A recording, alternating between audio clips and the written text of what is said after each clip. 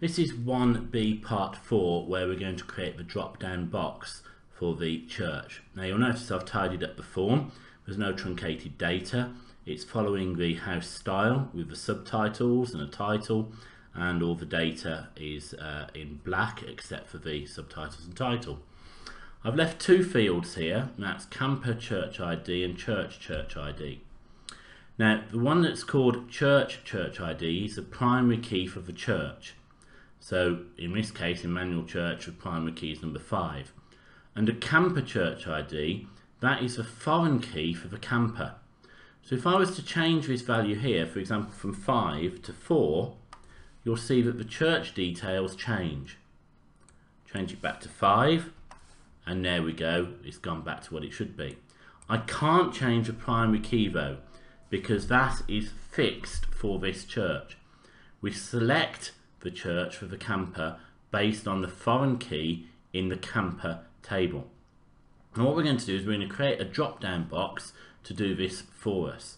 So if we go into design view, we can create a drop down box by selecting this option here. For that, I'm just going to move these two out of the way. We're actually going to delete these in a bit, but we'll just leave them there for a moment. So I'm going to create a drop down box. We'll need to set the house style later. And I want to get the values from another table, because I'm going to get the values from the church table. So we'll pick the church table to look up the information about the church, and we'll go for the ID, the name, and let's go for the postcode in case there's two churches the same. We can choose a sort order if you want to, but you don't have to. And then it says that it's going to hide the key column. Now we're not going to hide that key column because we want the church ID to be visible. So I'm going to put that there, but I'm going to make the church name quite a bit wider so that we can see it, and I'm going to make sure the postcode fits in. I'm going to leave it with a bit of space because when we change it to Times New Roman and 12 points, it's going to increase the size a bit. And I click on next now. It's now saying when I choose that data in the combo box, which item of data is it that I'm going to store? So I'm going to pick the primary key because I'm going to store that in the foreign key for camper.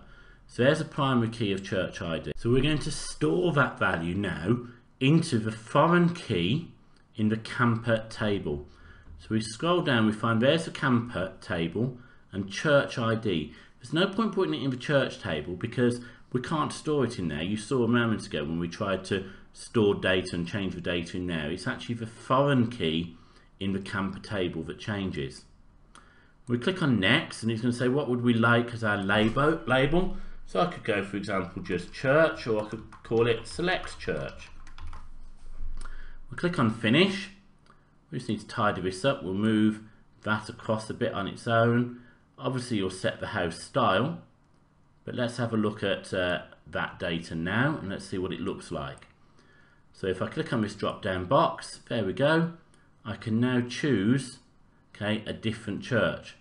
So if I go for number 4, notice all of these here change to number 4 as well, and one bit goes back. So go back to design view, and we can now get rid of these two fields. The next tutorial is going to show you how to set this data here to be read only.